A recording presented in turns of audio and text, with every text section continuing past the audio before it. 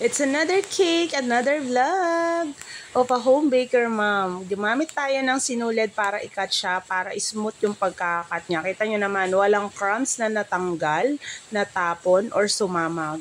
Magandang pang-cut yung sinulid. O, diba? May bago na naman kayo nalaman. Tapos, i-coat lang natin siya. Second coating, white.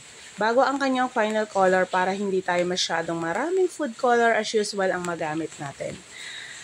So, pakinisin lang natin siya. Hindi talaga siya dyan nakalagay sa board na yan dahil yan is bento cake. So, ayan na ang kanyang color. Pakinisin lang natin siya bago natin siya i-transfer. Tapos, bago niya siya i-transfer sa kanyang box, medyo i-chill muna natin siya. Tapos, gawin natin tong mga bilog-bilog. O, ayan na siya.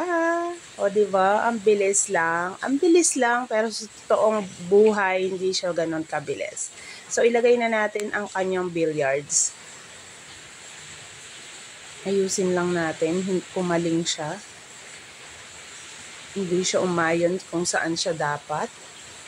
So, ayan na ang ating billiards cake. Tapos, nilagay na natin ang kanyang message. Nagkamali pa ako dyan. Papa ang nilagay ko, hindi nagbasa ulit ng back read.